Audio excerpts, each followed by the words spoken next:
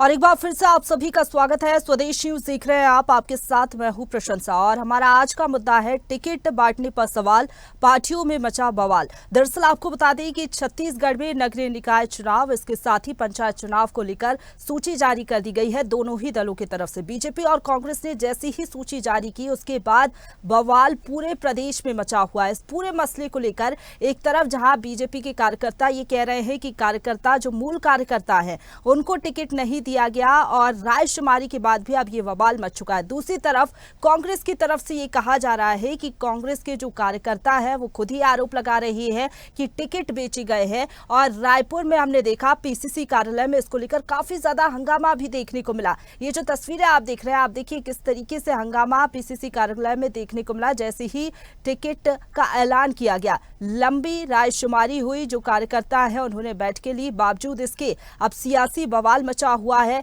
Congress BJP पर आरोप लगा रही है, बीजेपी कांग्रेस पर आरोप लगा रही है, लेकिन बाहरी प्रत्याशियों को टिकट देने का मुद्दा भी उठाया जा रहा है। लेकिन किस तरीके से रहा बयानबाजी का दौर, पहले ये आपको सुनवाते हैं। लेकिन टिकट पर बगावत कैसे हो रही है, क्या फॉर्मूला तय किया है दोनों ही दल ने, आगे क्या कुछ एक्शन रहेगा, इस पर चर्चा करेंगे। लेकिन पहले बीजेपी और कांग्रेस की प्रतिक्रिया आपको सुनवाते हैं। कांग्रेस पार्टी चाहे वो केंद्रीय नेतृत्व हो चाहे उनका प्रदेश नेतृत्व हो, जिस तरीके से वो टिकटों को लेकर के, पहले तो उनके पास में कोई दावेदार नहीं होता कांग्रेस पार्टी के जो कार्यकर्ता है, और पैसे लेन देन करके वो टिकटों को बेचने का काम करते हैं। पैसे दे करके प्रत्याशी की टिकट लाता है, कल के दिन वो आपके नगर पंचायत, नगर पालिका या महापौर बनता है। इस बात को तय मानिए कि वो आपके पैसों पर का बंदरबाट करेगा, योजना का क्रियान्वयन करने से बंद रोकेगा, ताकि वो सारा का सारा पैसा उस देखिए, प्रत्याशी बना रहे हैं उसके खिलाफ प्रदर्शन होने के एक कारण यह है कि उनके जो वहाँ के जो जनता है चाह रहे हैं कि वो उनके वार्ड से ही प्रत्याशी बनाया जाए। अगर कोई दूसरे वार्ड से वहाँ प्रत्याशी बनाया जा रहा है तो थोड़ा सा यहाँ पर विरोध हो रहा है, लेकिन ये घर का मामला है, हम इसको संभाल लेंगे। और रही बात भारतीय जनता पार्टी वाले हमारे ऊपर आरोप लगाने से पहले अपने गिरेबान पर झांक कर देख लें, क्या भारतीय जनता पार्टी में भी तो वही सिर फुटबॉल का स्थिति बन रहा है ना भाई। कांग्रेस पार्टी चाहे वो केंद्रीय नेतृत्व हो।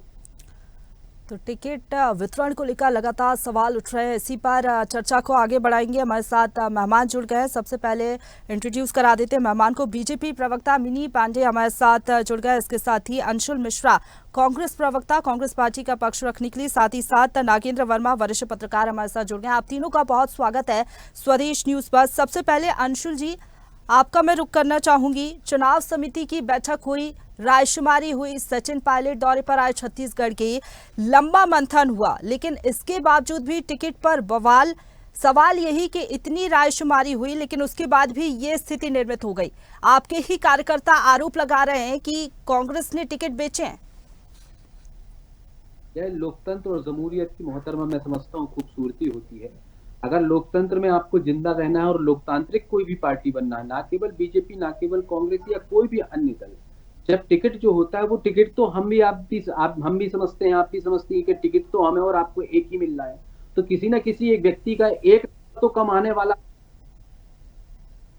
शांति नहीं होगा। इस प्रकार की आगजनी की गंतव्य की बात करता है तो मैं समझता हूँ ये जमहूरियत के लिए या कांग्रेस पार्टी के लिए या बीजेपी के लिए यह उचित नहीं है। पहले तो यह मैंने आपको सार्वभौमिक बात कर दी। अब दूसरी मैं आपको बता देता हूँ राजनीतिक बात क्या होती है। राजनीतिक बात यह होती है कि बीजेपी के अभी आदरणीय मंत्री जी ये कह रहे थे कि पैसा लेन देन करके टिकट वितरण हो रहा है, तो मैं उनको सिर्फ इतना ही कहना चाहता हूं कि जिनके घर स्वयं के शीशे के होते हैं मान्यवर, वो कभी दूसरों के घर में ताका झाकी नहीं करते। आपके घर में भी फटोवल की राजनीति होती है, हमारे घर में भी बहुत सारी बातें होती है, और आपके स्वदेश न्यूज में भी सबकी अपनी एक महत्वाकांक्षा होती होगी। आपके स्थान पर भी कोई आना चाहता होगा, आप भी ये सोचती होंगी कि मुझे भी आगे बढ़ना चाहिए और ये होना चाहिए, ये स्वस्थ लोकतंत्र की बात होती है। लेकिन शायद वो पार्टी के अपने ही वरिष्ठ नेता का नाम भूल गए, वो जो दिवंगत हो चुके हैं, जो पैसा का खुदा तो नहीं, खुदा से कम भी नहीं, ऐसे नहीं अंशुल जी, आप जो जिक्र कर रहे हैं ठीक है, सबकी अपनी अपनी महत्वाकांक्षाएं होती हैं, सबकी मंशा होती है, लेकिन पार्टी फोरम पर बात क्यों नहीं की गई, ये स्थिति क्यों निर्मित हुई? आप बीजेपी का जिक्र कर रहे हैं, ठीक है, बीजेपी की अपनी स्थिति है, उनसे भी सवाल करेंगे, लेकिन कांग्रेस में ये स्थिति क्यों? क्या आप लोग ने बातचीत नहीं की? टिकट बंटवारे को लेकर इतना समय लगाया, लेकिन फिर भी ये स्थिति, जैसे ही ऐलान हुआ उसके बाद हमने देखा कार्यकर्ता इकट्ठा हो गए पीसीसी कार्यालय के बाहर, हंगामा तो किया, गाली गलौज, दिग्गजों का नाम भी उन्होंने लिया। नहीं, कार्यकर्ता इकट्ठे नहीं हुए, इसको दूसरे नजरिए से देखना होगा। उस वक्त मैं भी मौजूद था। कार्यकर्ताओं का एक छोटा सा गुच्छा, एक समूह एकत्रित हुआ था। सारे कार्यकर्ताओं से हमारी बात हुई, तभी तो हमको समय लगा। आप ही के श्रीमुख पर हमारा जवाब आ गया कि इतना समय क्यों लगा। हमने एक एक कार्यकर्ता से बात करी, लेकिन अगर 100% तक का काम करना है, कोई भी कार्य आइडियल कंडीशन में तो चल नहीं सकता। 100% तक का काम करना है, और अगर 95% तक भी अगर वह सफल होता है, तो मैं समझता हूं कि संगठन जमीनी स्तर पर बहुत मजबूर है, और जो हमारे ऊपर लेवल के कार्यकर्ता हैं और जो हमारा केंद्रीय नेतृत्व है, वो एक एक कार्यकर्ता से जुड़ा हुआ है।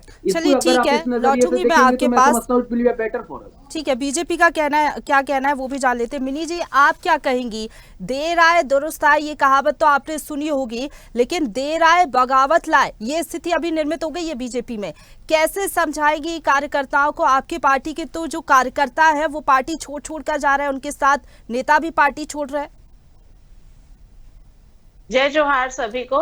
देखिए, इस तरह का कोई भी बात नहीं है। बहुत ही भारतीय जनता पार्टी संगठित पार्टी है, और जो भी भारतीय जनता पार्टी में निर्णय संगठन लेती है, सारे कार्यकर्ता उस निर्णय को मानते हैं। थोड़ा बहुत वैचारिक मतभेद होता है, पर एक सूत्र में बंद करके वो काम में लग जाते हैं। आज भारतीय जनता पार्टी में किसी भी तरह का विरोध नहीं है। बकायदा मंडल से हमारी सूची गई, जिले में उस सूची पे पूरा मंथन हुआ, हर एक प्रत्याशी के पूरे बैकग्राउंड को देखा गया, सामाजिक समीकरण लगाए गए, जातिगत समीकरण लगाए गए। जिला से, प्रदेश से जाकर के वो एक एक कार्यकर्ताओं को, एक एक उम्मीदवारों की सूची लिस्ट बन के जारी हुई है, और बहुत ही अच्छी सूची बनी है, और सब बहुत खुश हैं, और सब अपने फील्ड में प्रचार में लग भी गए हैं। आज नामांकन की प्रक्रिया भी हो रही है। तो हमारे यहाँ ऐसा कोई बगावत का सुर नहीं है, हमारे यहाँ ऐसा कोई बहुत बड़ा वो तूफान नहीं मचा हुआ है जैसा कांग्रेस पार्टी नहीं। में मिनी जी, मचा लेकिन हुआ है। सुकमा देख लीजिए आप, सुकमा में जो पूर्व जिला अध्यक्ष है बीजेपी के, उन्होंने पार्टी छोड़ दी। 18 नेता उनके साथ पार्टी छोड़ के चले गए हैं। कई और जिले में हम देख रहे हैं निर्दलीय प्रत्याशी उतर रहे हैं आपकी पार्टी की, और आप कह रही कि बगावत नहीं है। देखिए, वैचारिक मतभेद है, उनको अगर ऐसा लगता है, क्योंकि संगठन से हट करके कोई भी आगे नहीं बढ़ पाया है। संगठन हमारे यहाँ बहुत सर्वोपरि है, तो अगर वैचारिक मतभेद के चलते कोई ऐसा कर रहा है तो वो उनका व्यक्तिगत है। पर अभी तक जितने भी हमारे टिकट वितरण हुए बहुत ही अच्छे से हुए हैं, और लोग अभी भी बहुत अच्छे से अपना प्रचार प्रसार में लग गए। कहीं कहीं पे 1-2 घटना आई है जिसमें वैचारिक मतभेद के चलते या फिर उनको संगठन से कुछ दिक्कतों के चलते वो इस तरीके का कर रहे, पर कांग्रेस की तरह हमारे यहाँ नहीं है। जिस तरीके से कांग्रेस टिकट बंदरबाट कर रही, पैसे से टिकट बेच रही, और इनका अंतरकलह रात भर इनके कार्यालय के सामने चल रहा है, जो दिखा है वैसा भारतीय जनता पार्टी में नहीं है। भारतीय जनता पार्टी संगठित है, और एक देखिएगा अभी सब एक सूत्र में आकर के 1 या 2 दिन में सब अपने प्रचार में, इस बात से इत्तेफाक मिनी जी आप जाएंगे। रखती होंगी कि बगावत किसी भी पार्टी के लिए ठीक नहीं होती। बगावत कहीं ना कहीं पार्टी को नुकसान पहुंचाती है। इस पर आपका रिएक्शन भी लेंगे, लेकिन हमारे साथ नागेंद्र जी भी जुड़े हुए हैं। सर, पहला सवाल मेरा आपसे यही रहेगा कि जो हालात कांग्रेस के हैं वो इस वक्त बीजेपी के भी दिखाई दे रहे हैं। कई चुनाव आपने भी देखे हैं, हर बार चुनाव में ये स्थिति तो बनती है कि टिकट बंटवारा होता है, उसके बाद कहीं ना कहीं नाराजगी देखने को मिलती है। लेकिन फिलहाल अभी जो स्थिति दोनों ही दलों की देखने को मिल रही है, क्या लग रहा है आपको, इसका नुकसान दोनों ही पार्टियों को हो सकता है क्या? देखिए, ये बिल्कुल स्वाभाविक प्रक्रिया है। जब राजनीतिक दलों के कार्यकर्ता जो है वो लगातार काम करते हैं अपने राजनीतिक दलों के लिए, और वो इसके एवज में चाहते भी हैं कि उनको भी अवसर मिले नेतृत्व का, और अक्सर जब वो इस मापदंड में पार्टी के शीर्ष नेतृत्व के द्वारा नहीं चुने जाते, तो कहीं ना कहीं उनके अंदर एक परेशानी रहती है, मुझे लगता है, क्योंकि वो जनता के साथ जुड़े होते, तो जन अपेक्षा ये रहती कि आप इस चुनाव में लड़िए, आपको हमारा समर्थन है। तो स्वाभाविक रूप से वो इस चीज को अपने से बोलने की कोशिश करते हैं अपने पार्टी के हुक्मरानों को कि हमको आप एक अवसर तो दीजिए। लेकिन जब वो हम देखते आ रहे हैं कि कार्यकर्ताओं की उपेक्षा हो जाती है, कई बार अलग अलग स्तर पे स्थापित नेता जो है वो उनको आगे बढ़ने नहीं देते, जो नए नवेले हैं उनको अवसर नहीं मिलता, तो कहीं ना कहीं ये दिक्कतें आती है। और हम अपने अनुभव से लगातार देखते आ रहे हैं हर चुनाव में कि अगर कोई उम्मीदवार योग्य है, श्रेष्ठ है, तो वो ऐसी परिस्थिति में जब वो टिकट से वंचित होता है तो वो निर्दलीय चुनाव लड़ता है और अपनी श्रेष्ठता को साबित कर देता है। अपनी लोकप्रियता के आधार पर वो चुनाव भी जीत जाता है। और तब इस तरीके से पार्टी के सामने एक चुनौती खड़ी होती है कि उन्होंने इसका चयन क्यों नहीं किया था। और ये फिर वाकई में मुझे लगता है कि इसको लेकर पार्टी फोरम में अवश्य चिंता होती है कि ये ऐसा क्यों हुआ। सर, एक और सवाल ये कि जिस तरीके से आप भी कह रहे हैं कि निर्दलीय प्रत्याशी चुनावी मैदान में उतरते हैं और फिर चुनाव जीत भी जाते हैं, दूसरा मुद्दा हमेशा ये उठता है कि पैराशूट लैंडिंग का, दूसरी पार्टी से आए जो नेता रहते हैं उनको अचानक से टिकट मिल जाता है, जो मूल कार्यकर्ता होते हैं पार्टी के लिए काम कर रहे हैं उनको साइडलाइन कर दिया जाता है। ये भी कहीं ना कहीं एक साइड बैक कहेंगे किसी भी पार्टी के लिए, और इसका नुकसान भी चुनाव में झेलना पड़ता है। बिल्कुल, बेशक, ये आपने एक बहुत अच्छी चीज कही। कोई स्थापित नेता है और उसको उसकी पार्टी इस बार अवसर नहीं दे रही है तो वो दूसरी पार्टी में शामिल होके, क्योंकि उसकी लोकप्रियता तो उस क्षेत्र में है, जनता के बीच उसने काम किया है, उसके आधार पे वो दूसरी पार्टी में भी जाके जीतता है। इस चीज को जिस पार्टी में वो गया है वहां के कार्यकर्ता बिल्कुल पसंद नहीं करते, मुझे लगता है, क्योंकि उनकी उम्मीद रहती कि उन्हें अवसर मिले और ये पैराशूट लैंडिंग हुई।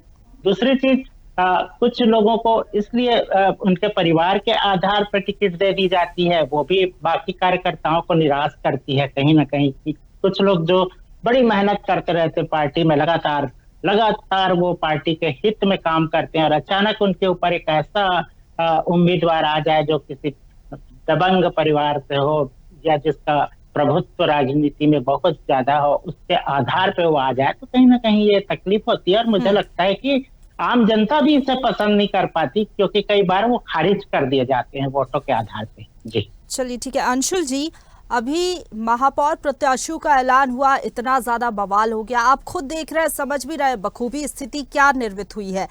क्या ये समझा जाए कि महापौर प्रत्याशियों को लेकर जो बवाल घमासान मचा हुआ है उसी के चलते अभी जो पार्षद के प्रत्याशी हैं उनकी सूची होल्ड कर दी गई है, जारी नहीं हुई है? नहीं, जो स्थिति परिस्थिति है वह हमारे कंट्रोल में। सर्वप्रथम आपको स्पष्ट कर दूं। दूसरी बात मैं आपको स्पष्ट कर दूं कि वो जो पार्षद प्रत्याशियों की लिस्ट जो हमें जारी करनी थी उस पर पर्याप्त मंथन चल रहा है और निकटतम भविष्य में वह सूची बहुत जल्दी हमारे आपके समक्ष आने वाली है। नहीं अंशुल जी, मंथन की बात आप फिर से कर रहे हैं तो थोड़ा सा ये लग रहा है कि मंथन ऐसा ना हो, लंबा हो तो बवाल भी लंबा हो जाए फिर। नहीं, बवाल बिल्कुल लंबा नहीं होगा। जब हमने महापौर की लिस्ट जारी करी तो किसी भी प्रकार का बवाल नहीं हुआ। अगर मैंने 100% काम किया और उसमें 95 नंबर लेकर आया तो मैं समझता हूँ उसे बवाल की संज्ञा देना सर्वथा गलत होगा, जिस प्रकार से बीजेपी में होता है। और देवी जी ने हमारे ऊपर कई सारे प्रश्न उठाए। उन्होंने यह कहा कि हम पैसे लेकर टिकट बंटवारा करते हैं। तो हाल ही में अभी किसी मंत्री जी के बेटे ने 200 करोड़ रुपए लेकर टिकट देने की बात कही थी। अब वो कौन सी पार्टी के मंत्री थे, क्या थे, पता नहीं। और उन्होंने यह भी आरोप हमारे ऊपर लगाया कि हमारे ऊपर बहुत अंतरकलह है, बीजेपी में किसी भी प्रकार का अंतरकलह नहीं है। तो देवी जी, थोड़ा सा मैं आपको स्पष्ट कर देना चाहता हूँ बीजेपी प्रवक्ता महोदया को कि सुकमा में क्या हुआ, थोड़ा सा आप पन्ने झलक कर देख लीजिए। और प्रदेश अध्यक्ष जी के भतीजे ने अपने सैकड़ों कार्यकर्ताओं के साथ आज दिनांक में पार्टी क्यों छोड़ दी, थोड़ा सा इसको स्पष्ट कर दीजिए। और सबसे बड़ी बात, ब्रजमोहन जी माननीय सांसद जी के घर के बाहर कई सैकड़ों कार्यकर्ता विरोध करते हुए खड़े हुए हैं और ब्रजमोहन जी को साथ साथ कई शीर्ष नेतृत्व के नेताओं को ऐसे शब्दावली का प्रयोग कर रहे हैं कि मैं जिम्मेदार न्यूज चैनल पर नहीं, बीजेपी तो ये कह रही है ना कि कांग्रेस अपने गिरबान में झांकर देखे, जो पीसीसी के बाहर तस्वीरें देखने को मिली वो झुठला नहीं सकते ना आप। प्रथम वक्तव्य में कांग्रेस ने अपने गिरेबान में ही झांका और कांग्रेस ने स्टार्टिंग में ही बीजेपी के नेता से यह कहा कि जिनके खुद के घर शीशे के होते हैं वो इधर उधर ताका झाकी ना करे। अब वो इधर उधर ताका झाकी कर रहे हैं। मैंने 4 उदाहरण दे दिए, ऐसे मेरे पास 40 उदाहरण बैठे पड़े हैं कि रायगढ़ में उनके साथ क्या हुआ, महासमुंद में उनके साथ क्या हो रहा है, रायपुर लोकल में उनके साथ क्या हो रहा है, मीनल चौबे जी का कितना बड़ा विरोध हो रहा है, शीर्ष नेतृत्व के कितने सारा एक धड़ा जो है वो दिल्ली जाने के लिए तैयार है, शाम की 7 बजे की फ्लाइट है मोहतरमा। मैं तो आपको इतनी सब सारी बातें बता जा रहा हूँ और बीजेपी हमारे घर में ताका झाकी कर रही। तो मैं ये समझता हूँ एक लोकतंत्र का अगर आप पार्टी है तो आपके ठीक है अंशुल जी, लेकिन ताका झाकी तो आप भी कर रहे हैं, पूरी इन्फॉर्मेशन है आपको कि किस जिले में क्या हो रहा है भारतीय जनता पार्टी के कार्यकर्ताओं के साथ। मीनू जी क्या कहेंगी आप, आपको नहीं लगता? आरोप लगाया, एक सेकंड में कंप्लीट कर रहा हूँ, हम ये ताका झांकी नहीं कर रहे हैं, ये बीजेपी के कार्यकर्ताओं द्वारा उद्गम जो शहर में गलियारों में बातें हो रही हैं वो मैं आपके सामने स्पष्ट कर रहा हूँ। उसके कई सारे वीडियो वायरल हो रहे हैं। शाम की 7 बजे की फ्लाइट का हमको क्या लेना देना है, लेकिन वहां के बीजेपी के शीर्ष नेतृत्व जो आपस में कनेक्टेड है वो बात कर रहे हैं, वो हमें बता रहे हैं, तो हम आपको बता रहे हैं और हम आपके माध्यम से आप ही के बीजेपी के प्रवक्ता को बता रहे हैं जो देखकर भी अनसुनी कर रही है। तो आपके घर में आपके कितने मोती गिरे हुए हैं देवी जी, थोड़ा सा आप उनको उठाने का प्रयास कीजिए। कांग्रेस में क्या चल रहा है उस पर मत जाइए। कांग्रेस मजबूती के साथ ठीक है मिनी जी, क्या रिएक्शन और इस आपका बार रहेगा? इतिहास गढ़ने वाली है। देखिए, कांग्रेस का जमीन अब खिसक चुका है। कांग्रेस की अब जमीन बची है, ना कार्यकर्ता बचे हैं, ना नेता बचे हैं, क्योंकि इनके तो वो जो नेता कल अभी बहुत आपने सारे आरोप लगाया वो भाजपा कौन थे? ज्वाइन किए बीजेपी हुए के नेता हैं। थे क्या? आप सुनिए, आप पहले आप सुनिए। आप आपने कहा अभी कि आप कांग्रेस के पास कांग्रेस ना की नेता बचे ऐसी हैं, स्थिति ना है कि वो कार्यकर्ता टिकट बचे हैं। डिक्लेयर नहीं तो कर जो पा कल रही। आपके कल हिसाब से नामांकन हमारे यहाँ आज पर खड़े टिकट होकर विरोध उनकी कर रहे हुई थे है। वो कौन थे? लोग बीजेपी के नेता थे कि नामांकन कार्यकर्ता भरने थे? थोड़ा रात भर स्पष्ट करिए परेशान, आप। कार्यकर्ता रात भर परेशान, उनका नाम नहीं आ रहा। इनके अरे वरिष्ठ मिनी जी, नेता बोले आप हैं कि पैसे से वो टिकट कल बिक कौन रहा थे है। हम नहीं जिस बोल पर रहे, डिबेट हो रही बीजेपी को है? वो आवश्यकता कौन नहीं थे? है, कार्यकर्ता आपके नहीं ही थे, नेता वो बोल दूसरे रहे ग्रह हैं, से आए हुए आपके ही थे। कार्यकर्ता बोल रहे हैं कि टिकट की बंदर बाट हो रही, आपके ही नेता बोल रहे हैं कि टिकट बिक रहा है। तो इस तरह की बातें आप ही के लोग उजागर कर रहे हैं। आपकी पार्टी में घमासान मचा हुआ है, अंतर कलह तात्कालिक है, प्रश्न पूछने उसको की आप अनुमति चाहता कंट्रोल हूँ मैं नहीं कर आपसे। पा मिनी रहे। जी, भाजपा एक संगठित है, सेकंड तो भाजपा के लोग संगठित हैं। आज नहीं तो कल थोड़े बहुत जो भी मतभेद है वो भी क्लियर होगा और देखिएगा वो हमारा तो शाम को चुनाव कांग्रेस के नेता जा रहे हैं क्या? आपके निशान शीर्ष है। नेतृत्व दिल्ली हमारा क्यों जा रहे हैं? चुनाव चिन्ह विरोध कमल क्यों का कर रहे निशान हैं? है। हम कमल को ब्रजमोहन जी फूल के देख घर के के बाहर वोट कौन देते हैं, बैठा है? क्योंकि कांग्रेस के हमारे नेता लिए बैठे वो हुए हैं क्या?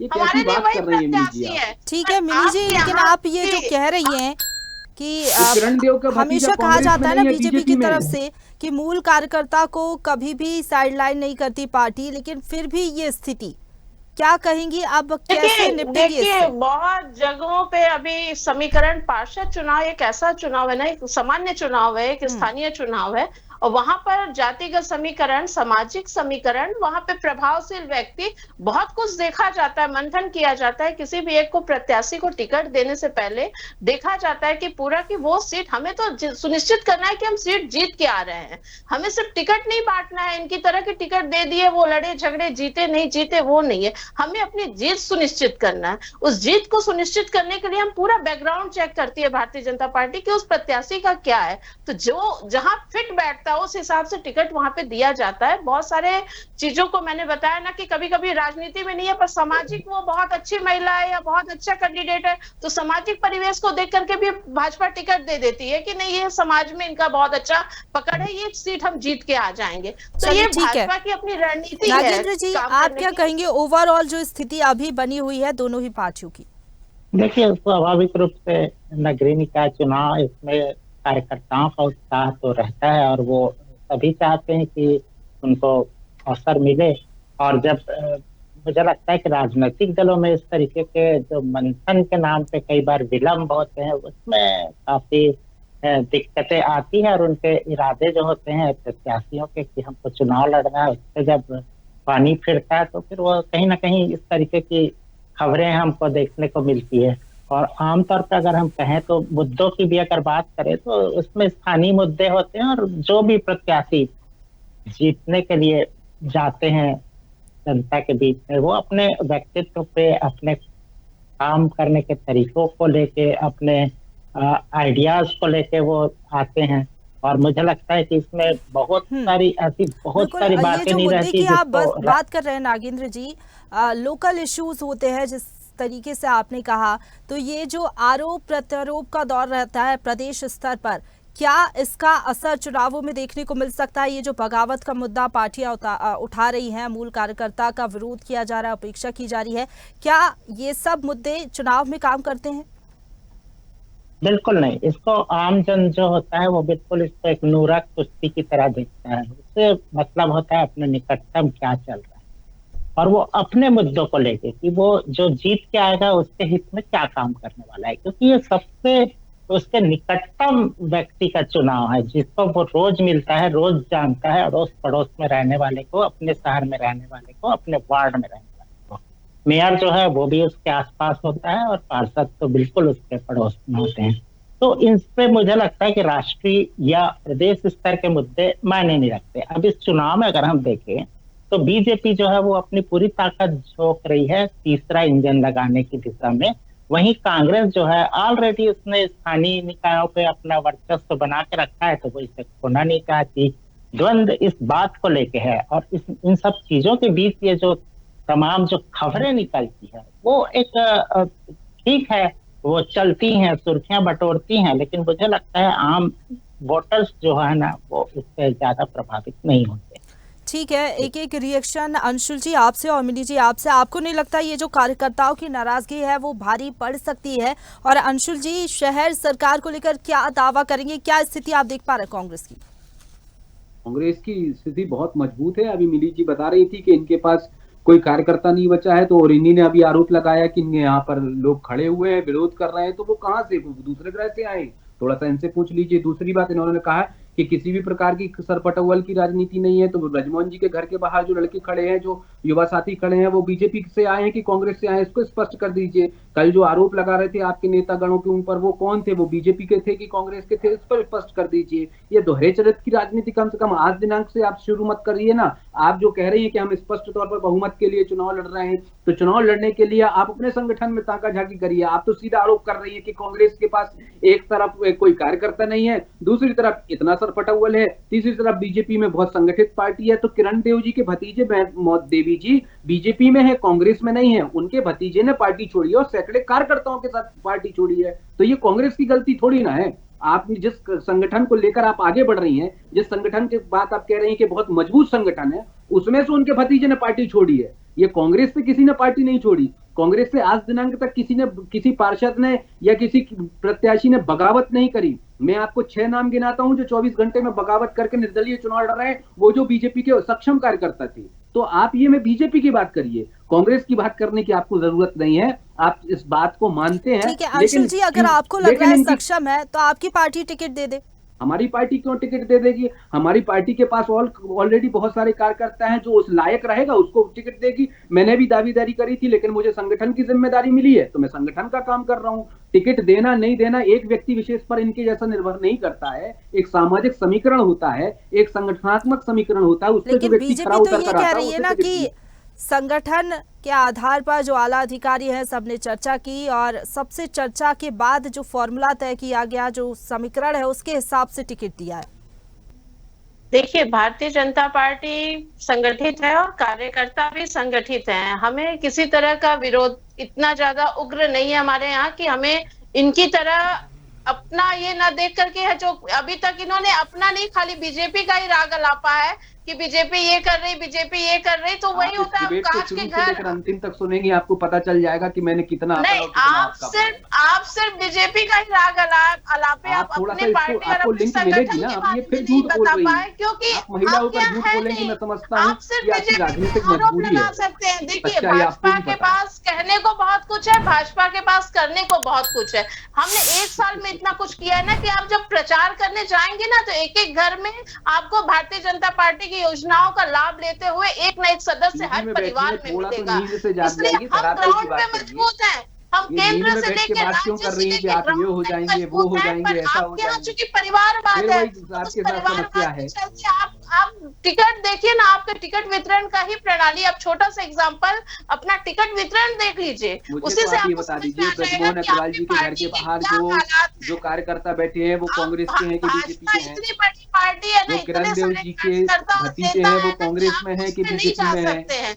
तो आरोप कार्यकर्ताओं ने आज पार्टी छोड़ी है, वो बीजेपी से छोड़ी है कि कांग्रेस से छोड़ी है? आरोप से अच्छा कि आप अपना ग्राउंड लेवल देखिए। चलिए ठीक है मिनी जी, अंशुल जी, आप दोनों जिस तरीके से आरोप लगा रहे हैं, स्थिति किसी से छिपी नहीं है।